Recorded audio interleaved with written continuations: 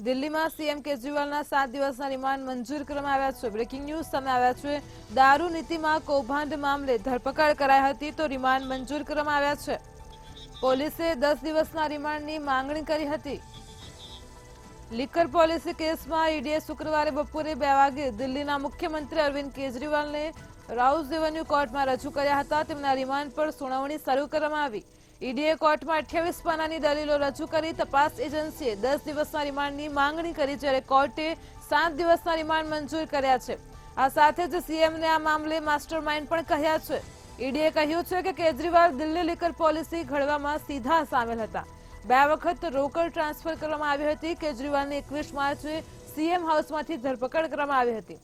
તેમની રાત ઈડી લોકઅપમાં વિતાવી હતી। આ દરમિયાન દિલ્હીના મંત્રી આતિશીએ કહ્યું કે કેજરીવાલ દિલ્હીના સીએમ જ રહેશે, જેલમાંથી સરકાર ચલાવશે। કેજરીવાલની ધરપકડને લઈને ગુજરાતમાં વિરોધ જોવા મળી રહ્યો છે તો કોંગ્રેસ આમ આદમી પાર્ટીના કાર્યકરો રસ્તા પર ઉતર્યા છે। રાજકોટમાં કોંગ્રેસ આમ આદમીના કાર્યકરોએ સૂત્રોચ્ચાર બાદ રસ્તો રોક્યો, ત્યારે કોંગ્રેસ આપના 40 થી વધારે કાર્યકરોની અટકાયત કરવામાં આવી। બીજી તરફ સુરતમાં આપ અને કોંગ્રેસ દ્વારા વરાછાની મિની બજાર ખાતે વિરોધ પ્રદર્શન કરવામાં આવ્યું, જેને પગલે સુરતના 20 થી વધારે આમ આદમી પાર્ટી અને કોંગ્રેસના નેતાઓની ટીંગાટોળી સાથે અટકાયત કરવામાં આવી। તો અમદાવાદમાં પણ આપના કાર્યકર્તાઓ અને ગુજરાત પ્રદેશ પ્રમુખ ઈસુદાન ગઢવીની આ વિરોધ મામલે ધરપકડ કરવામાં આવી છે।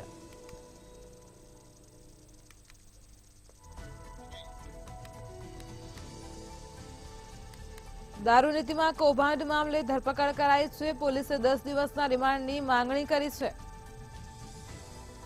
તો 28 માર્ચે બપોરે 2 વાગે તેમને ફરી કોર્ટમાં રજૂ કરાશે। દિલ્હીના સીએમ કેજરીવાલના 7 દિવસના રિમાન્ડ મંજૂર થયા છે। બંને પક્ષોની દલીલ બાદ કોર્ટે રિમાન્ડ મંજૂર કર્યા છે। ઈડીએ કોર્ટ સમક્ષ 10 દિવસના રિમાન્ડની માંગણી કરી હતી। દારૂ નીતિમાં કૌભાંડ મામલે તેમની ધરપકડ કરાઈ છે। કેજરીવાલે નીચલી કોર્ટના હુકમ સામે જોઈ શકે છે। ઉપલી કોર્ટમાં પોલીસે 10 દિવસના રિમાન્ડની માંગણી કરી છે। 28 માર્ચે બપોરે 2 વાગે ફરી તેમને કોર્ટમાં રજૂ કરાશે। બંને પક્ષોની દલીલ બાદ કોર્ટે રિમાન્ડ મંજૂર કર્યા છે। 7 દિવસના રિમાન્ડ મંજૂર કર્યા છે। કેજરીવાલ નીચલી કોર્ટના હુકમ સામે જઈ શકે છે। ઉપલી કોર્ટમાં દારૂ નીતિમાં કૌભાંડ મામલે તેમની ધરપકડ કરાઈ છે।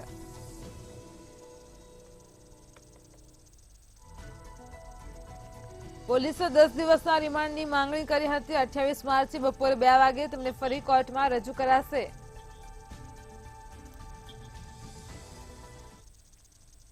સુલતાનપુરની કોર્ટે આજે કોંગ્રેસ નેતા રાહુલ ગાંધી વિરુદ્ધ માનહાનિના કેસની સુનાવણી સ્થગિત કરી છે। વકીલોની હડતાળના કારણે આ કેસમાં સુનાવણી થઈ શકી નથી। હવે આ કેસમાં 2 એપ્રિલે સુનાવણી હાથ ધરાશે। રાહુલ ગાંધીએ ગૃહમંત્રી અમિત શાહ વિરુદ્ધ અપમાનજનક ટિપ્પણી કરતા ભાજપ નેતા વિજય મિશ્રાએ અરજી દાખલ કરી હતી। વકીલ સંતોષ પાંડેએ જણાવ્યું કે માનહાનિના કેસમાં આજે સુનાવણી થવાની હતી, જોકે વકીલો હડતાળ પર હોવાથી અને કોર્ટના કામકાજથી દૂર રહ્યા હોવાથી સુનાવણી થઈ શકી નથી। રાહુલ ગાંધી વર્ષ 2018માં ગૃહમંત્રી અમિત શાહ વિરુદ્ધ અપમાનજનક ટિપ્પણી કરતા આ જ વર્ષે તેમના વિરુદ્ધ કેસ દાખલ કર્યો હતો। ગત વર્ષે ડિસેમ્બરમાં રાહુલ ગાંધી વિરુદ્ધ વોરંટ જારી કર્યું હતું।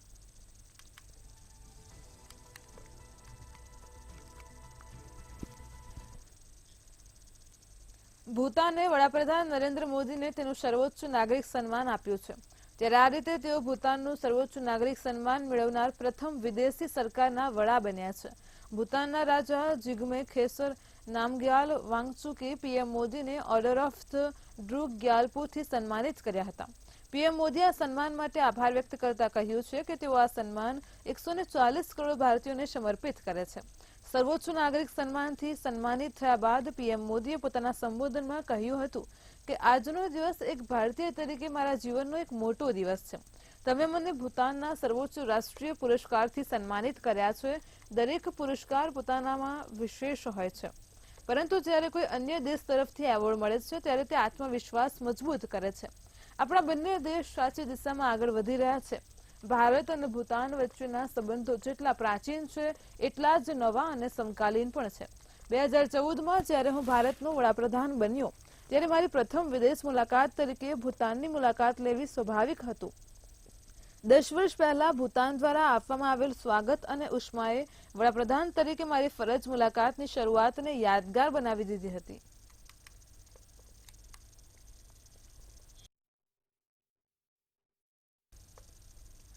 ચીને ગ્વાદર પોર્ટ પર થયેલા આતંકવાદી હુમલાની આકરી નિંદા કરી છે. આતંકવાદ સામે લડવા અને રાષ્ટ્રીય સુરક્ષાની સુરક્ષા માટે પાકિસ્તાનના પ્રયાસોને પણ મજબૂત સમર્થન આપ્યું હતું. ગ્વાદર પોર્ટ ચીનના અબજ ડોલરના ચાઇના પાકિસ્તાન ઇકોનોમિક કોરિડોરનો એક ભાગ છે. પાકિસ્તાની સેનાના જણાવ્યા અનુસાર અશાંત બલુચિસ્તાન પ્રાંતમાં આતંકવાદીઓએ ગ્વાદર પોર્ટ ઓથોરિટી સંકુલ પર હુમલો કર્યો હતો. સૈનિકો અને આતંકવાદીઓ વચ્ચેની અથડામણમાં 2 જવાન શહીદ થયા હતા અને 8 બલુચ આતંકવાદીઓ માર્યા ગયા હતા. આ દરમિયાન ચીનના વિદેશ મંત્રાલયના પ્રવક્તા લિન જુયાને કહ્યું કે અમે અહેવાલની તપાસ કરી છે, અમે આતંકવાદી હુમલાની સખત નિંદા કરી છે અને હુમલામાં માર્યા ગયેલા પાકિસ્તાની જવાનો માટે સંવેદના વ્યક્ત કરી છે. તેમણે કહ્યું કે ચીન આતંકવાદનો કટ્ટર વિરોધી રહ્યો છે.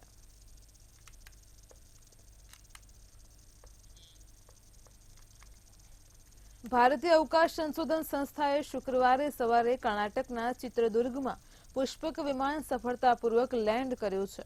વાત જાણે એમ છે કે ઇસરોએ ટ્વીટ કરીને આ જાણકારી આપી છે. પુષ્પક વિમાન એક એસયુવી કદના પાંખવાળું રોકેટ છે, જેને સ્વદેશી સ્પેસ શટલ પણ કહેવામાં આવે છે. ફરીથી વાપરી શકાય તેવા રોકેટ સેગમેન્ટમાં સફળતા હાંસલ કરવાની દિશામાં ભારત દ્વારા આ એક મોટું પગલું છે. આ પરીક્ષણ કર્ણાટકના ચિત્રદુર્ગમાં એરોનોટિકલ ટેસ્ટ રેન્જમાં સવારે 7:10 કરવામાં આવ્યું હતું.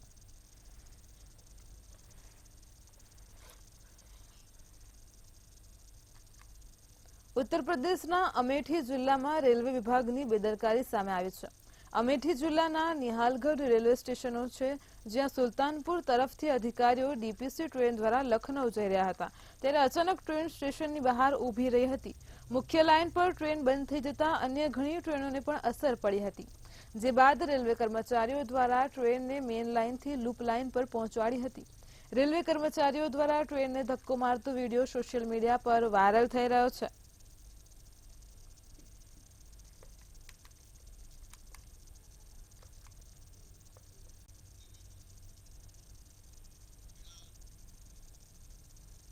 બિહારના સુપૌલમાં એક મોટી દુર્ઘટના બની છે, જેમાં કોસી નદી પર બની રહેલા દેશના સૌથી મોટા રોડ બ્રિજનો એક ભાગ ધરાશયી થઈ ગયો છે. આ ઘટનામાં ઘણા લોકો ઘાયલ થયા હોવાના અહેવાલ છે. કહેવામાં આવી રહ્યું છે કે આ ઘટનામાં એક વ્યક્તિના મોતની પુષ્ટિ થઈ છે. અકસ્માતની કેટલીક તસવીરો સામે આવી છે. સુપૌલના બકોર અને ભીજાઘાટ મધુબની વચ્ચે બનેલા પુલના 50, 51 અને 52 પિલરના ગાર્ટર જમીન પર પડી ગયા છે. સુપૌલના ડીએમ કૌશલ કુમારે એક વ્યક્તિના મોત અને 10 લોકોના ઘાયલ થવાની પુષ્ટિ કરી છે.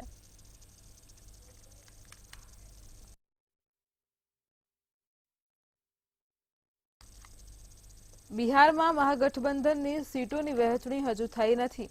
એવું માનવામાં આવે છે કે આગામી થોડા દિવસોમાં સીટ શેરિંગ થશે.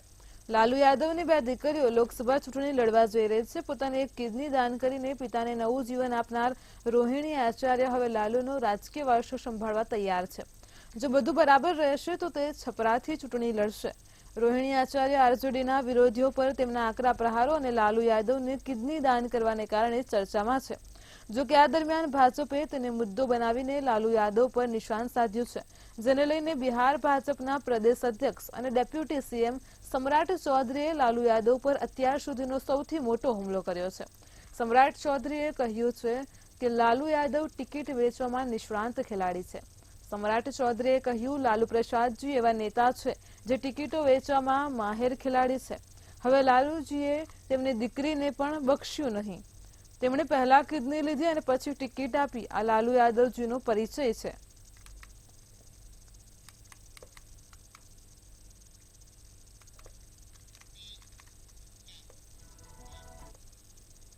ઉમેદવારીની જાહેરાત પહેલા જ પૂર્વ મુખ્યમંત્રી દિગ્વિજયસિંહે સ્પષ્ટ કરી દીધું છે કે તેઓ રાજગઢ બેઠક પરથી લોકસભા ચૂંટણી લડવાના છે. કોંગ્રેસના કાર્યકર્તાઓની બેઠકમાં ભાગ લેવા શુક્રવારે રાજગઢના છાપીહેરા પહોંચેલા દિગ્વિજયસિંહે કહ્યું કે અમારી પાસે ઘણા નેતાઓ લડતા હતા, પરંતુ અમારે પાર્ટીના આદેશનું પાલન કરવું પડશે. પૂર્વ સીએમએ કહ્યું કે હજુ સુધી જાહેરાત થઈ નથી, પરંતુ મને કહેવામાં આવ્યું છે કે મારે ચૂંટણી લડવી છે.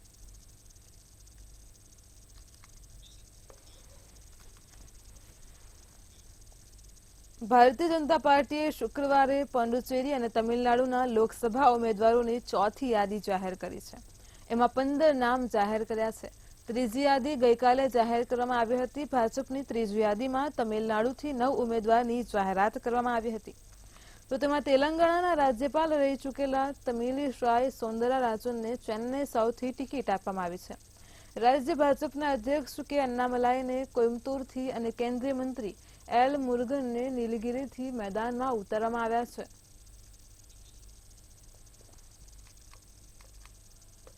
મહાગઠબંધનમાં સીટોની વહેંચણી અંગે શંકાઓ યથાવત રહી શકે છે, પરંતુ આરજેડી સુપ્રીમો લાલુ પ્રસાદે સીટ દ્વારા તેમના કાર્ડ જાહેર કરવાનું શરૂ કર્યું છે.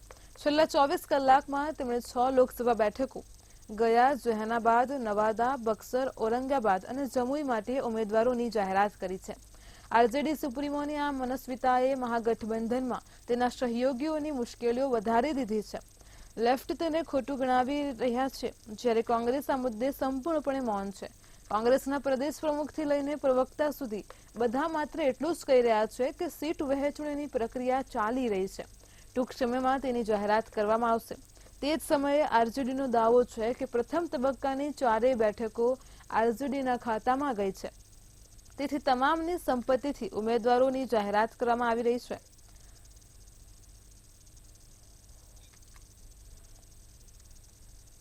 લોકસભા ચૂંટણી પહેલા ઉત્તર પ્રદેશના રાજકારણમાં ગરમાવો જોવા મળી રહ્યો છે. સિરાથુના ધારાસભ્ય પલ્લવી પટેલે પણ અખિલેશ યાદવની અપના દળ કામેરાવાડી સાથે ગઠબંધન તોડવાની જાહેરાત પર પોતાનો નિર્ણય સ્પષ્ટ કર્યો છે. શુક્રવારે પલ્લવી પટેલે મોટી જાહેરાત કરતા કહ્યું છે કે 3 સીટો હજુ પણ અમારી પ્રાથમિકતામાં છે: ફૂલપુર, મિર્ઝાપુર અને કૌશાંબી. અમે ઇન્ડિયા એલાયન્સ સાથે આ સીટો પર ચૂંટણી લડીશું. તેમણે કહ્યું કે ભારત ગઠબંધનની દરેક બેઠકમાં અમારી પાર્ટીને આમંત્રણ આપવામાં આવ્યું હતું, તેથી અમને લાગે છે કે આ તેમની સુધી પણ પહોંચશે અને તેઓ નિર્ણય લેશે. આ પહેલા બુધવારે અપના દળે 3 સીટો પર દાવો દર્શાવતો પત્ર જારી કર્યો હતો. ત્યારબાદ સ્થિતિ વધુ વણસી ગઈ હતી.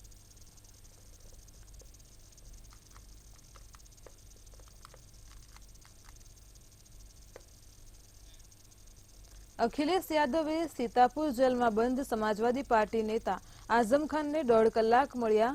અખિલેશે કહ્યું કે આઝમ ખાન સાથે અન્યાય થઈ રહ્યો છે, તેમનો ચોક્કસ ન્યાય મળશે. સરકાર આઝમના પરિવારને પરેશાન કરી રહી છે. ભાજપ ખોટા કેસોના રેકોર્ડ બનાવી રહી છે.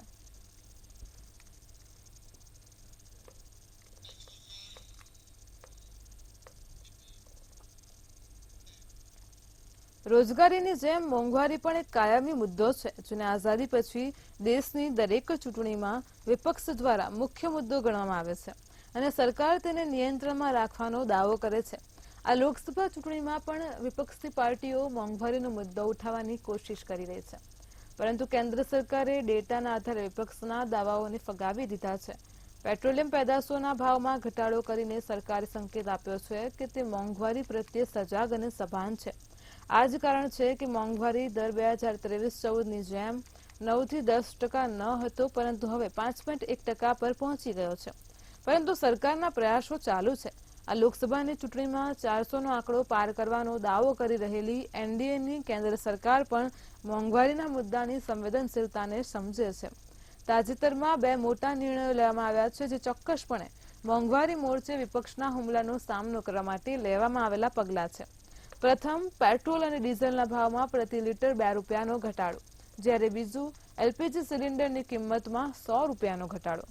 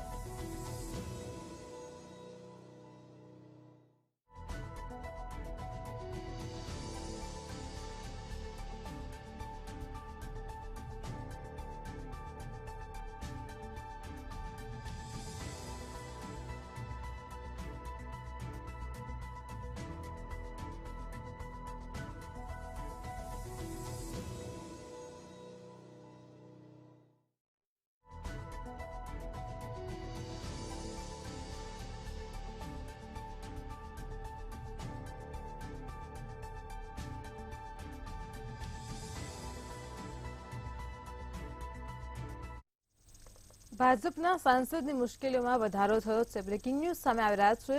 ભાજપના સાંસદની મુશ્કેલીમાં ફરી એકવાર વધારો થયો છે.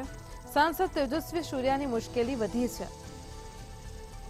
તો બેંગ્લોર દક્ષિણ અને યુવા તેજસ્વી મોરચાના સૂર્યા અધ્યક્ષ છે.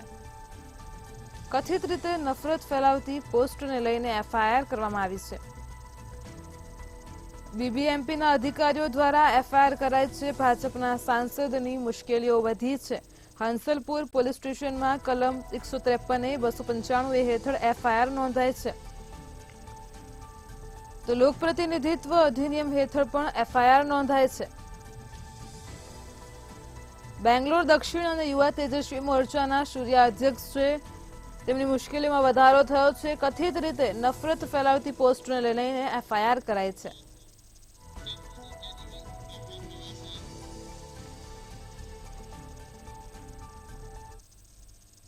પીએમ મોદી 2 દિવસ ભૂતાનના પ્રવાસે છે. બ્રેકિંગ ન્યૂઝ સામે આવી રહ્યા છે. પીએમ નરેન્દ્ર મોદી 2 દિવસ ભૂતાનના પ્રવાસે. તો તે દરમિયાન ભૂતાનના પીએમ શેરિંગ ટોબ્ગેએ પારો એરપોર્ટ પર મોદીનું સ્વાગત કર્યું છે. ટોબ્ગેએ મોદીને કહ્યું છે, મારા મોટા ભાઈનું સ્વાગત છે. પીએમ મોદીને ગાર્ડ ઓફ ઓનર પણ આપવામાં આવ્યું છે. તો પીએમ મોદીને ગાર્ડ ઓફ ઓનર આપી સન્માનિત કરાયા છે. ભૂતાનના રાજા જિગ્મે વાંગચુકે પીએમ મોદીને સર્વોચ્ચ સન્માનથી નવાજ્યા છે. પીએમ મોદીને ઓર્ડર ઓફ ડ્રુક ગ્યાલ્પો એવોર્ડથી સન્માનિત કર્યા છે. મારા મોટા ભાઈનું સ્વાગત છે તેમ કહી પીએમ મોદીને આવકાર્યા છે. આ સન્માન પીએમ મોદી 140 કરોડ ભારતીયોને સમર્પિત કર્યું છે. પીએમ મોદીએ જણાવ્યું છે કે ભારત અને ભૂતાન વચ્ચેના સંબંધો પહેલેથી જ મજબૂત છે. આ દિવસ ભારતીય તરીકે મારા જીવનનો મોટો દિવસ છે. ભૂતાનના પીએમ શેરિંગ ટોબ્ગેએ પારો એરપોર્ટ પર મોદીનું સ્વાગત કર્યું છે. પીએમ મોદી 2 દિવસ ભૂતાનના પ્રવાસે છે.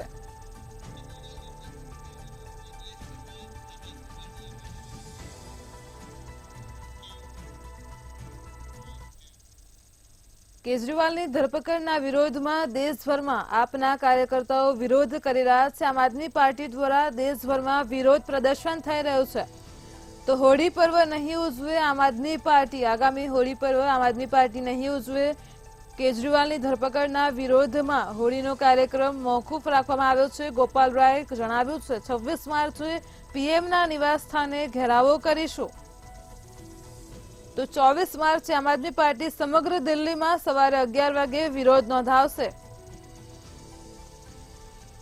કેજરીવાલની ધરપકડના વિરોધમાં દેશભરમાં આમ આદમી પાર્ટીના કાર્યકર્તાઓ દ્વારા વિરોધ પ્રદર્શન થઈ રહ્યો છે. આમ આદમી પાર્ટી હવે હોળી પર્વ નહીં ઉજવે.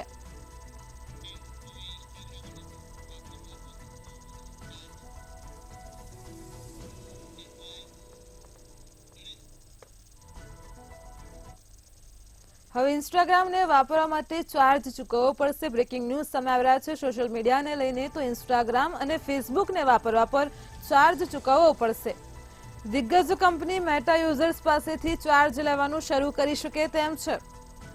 તો ઇન્સ્ટાગ્રામ અને ફેસબુક વાપરવા પર $14 લેવાનું શરૂ કરી શકે તેમ છે. ભારતમાં $14 એટલે આશરે 1665 રૂપિયા થાય છે. તો ઇન્સ્ટાગ્રામ અને ફેસબુક વાપરવા માટે ચાર્જ આપવો પડે તેમ છે. એશિયન માર્કેટ માટે હાલ કોઈ પ્લાન નથી. હવે ઇન્સ્ટાગ્રામ અને ફેસબુકને વાપરવા માટે ચાર્જ પણ ચૂકવવો પડી શકે તેમ છે. દિગ્ગજ કંપની મેટા યુઝર્સ પાસેથી ચાર્જ લેવાનું શરૂ કરી શકે તેમ છે. ઇન્સ્ટાગ્રામ અને ફેસબુક વાપરવા પર $14 લેવાનું શરૂ કરી શકે તેમ છે. ભારતમાં $14 એટલે કે આશરે 1665 રૂપિયા થાય છે. તો એશિયન માર્કેટ માટે હાલ કોઈ જ પ્લાન નથી. આગામી સમયમાં ઇન્સ્ટાગ્રામ અને ફેસબુક વાપરવા માટે મેટા યુઝર્સ પાસેથી ચાર્જ લઈ શકે તેમ છે.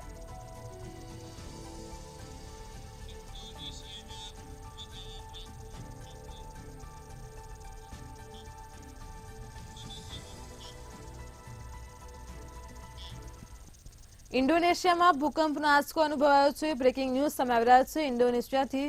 તો ઇન્ડોનેશિયાના પૂર્વ જાવા પ્રાંતમાં 6.0ની તીવ્રતાનો ભૂકંપનો આંચકો આવ્યો છે. સમુદ્રમાં ભૂકંપથી ટોળાટો સુનામીનો ખતરો જોવા મળ્યો છે.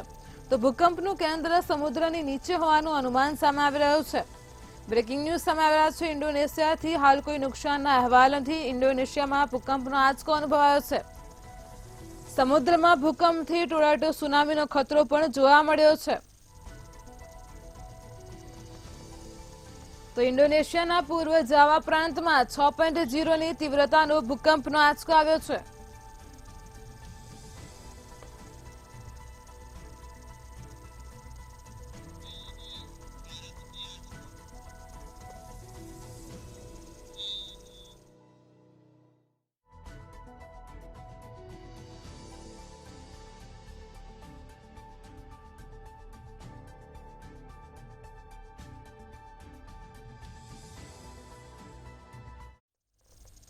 યુએઈએ ભારતને આંચકો આપ્યો। બ્રેકિંગ ન્યૂઝ સામે આવી રહ્યા છે। યુએઈનો ભારતને આંચકો સામે આવ્યો છે। 87 દેશોને મુક્ત પ્રવેશ વિઝા આપ્યા છે। ભારતને આંચકો આપ્યો છે। આ લિસ્ટમાં ભારતનું નામ નથી। તો યુએઈએ 87 દેશોને વિઝા આપ્યા છે। ચીન, માલદીવ જેવા દેશો કરતા ભારતને યુએઈને નિમ્ન ગણ્યું છે। તો 87 દેશોને વિઝા મુક્ત પ્રવેશ આપ્યો છે। આ લિસ્ટમાં ભારતનું નામ નથી। યુએઈનો ભારતને આંચકો સામે આવી રહ્યો છે। વિઝા મુક્ત પ્રવેશની યાદીમાં 87 દેશોનો સમાવેશ થાય છે, જેમાં ભારતનું નામ નથી। તો આ લિસ્ટમાં ભારતનું નામ નથી।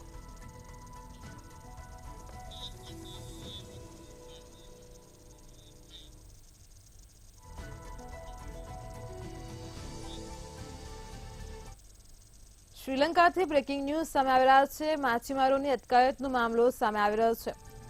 તો શ્રીલંકન નેવીએ 32 ભારતીય માછીમારોની અટકાયત કરી છે। નેવીએ માછીમારીની અટકાયત પર આક્ષેપ મૂક્યો છે। તો ભારતીય માછીમારો શ્રીલંકાની જળસીમામાં માછીમારી કરતા હતા, તે દરમિયાન શ્રીલંકન નેવીએ તેમની અટકાયત કરી છે। અટકાયત બાદ તમામને ફિશરીઝ ઇન્સ્પેક્ટરને સોંપાશે। વર્ષ 2024માં અત્યાર સુધી 23 ટન 178 માછીમારોની ધરપકડ કરવામાં આવી છે। તો ભારતીય માછીમારો સામે કાયદેસરની કાર્યવાહી યથાવત છે।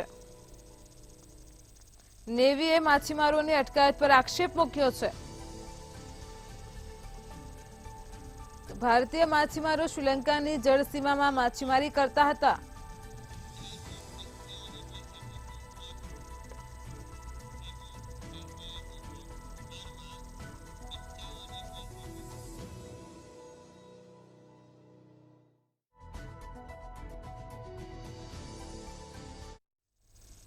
બિહારથી બ્રેકિંગ ન્યૂઝ સામે આવી રહ્યા છે। જો વાત કરવામાં આવે તો બિહારમાં હાલ અત્યારે 55 એકર જમીનની ઓળખ થઈ છે।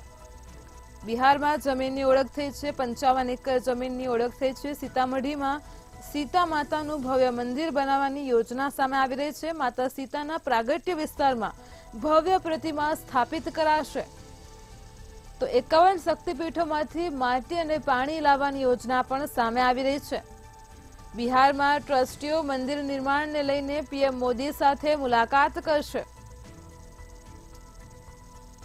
તો બિહારમાં 55 એકર જમીનની ઓળખ સામે આવી છે, જેમાં સીતામઢીમાં સીતા માતાનું ભવ્ય મંદિર બનાવવાની યોજના પણ સામે આવી રહી છે।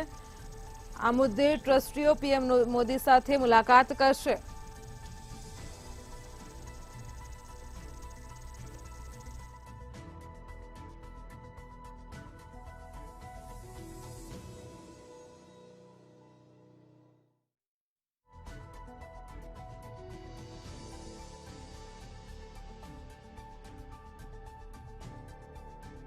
એકર જમીનની ઓળખ થઈ છે। સીતામઢીમાં સીતા માતાનું ભવ્ય મંદિર બનાવવાની યોજના સામે આવી રહી છે। માતા સીતાના પ્રાગટ્ય વિસ્તારમાં ભવ્ય પ્રતિમા સ્થાપિત કરાશે। તો 51 શક્તિપીઠોમાંથી માટી અને પાણી લાવવાની યોજના પણ સામે આવી રહી છે। આ અંગે ટ્રસ્ટીઓ મંદિર નિર્માણને લઈને પીએમ મોદી સાથે મુલાકાત પણ કરશે। તો બિહારમાં 55 એકર જમીનની ઓળખ થઈ છે।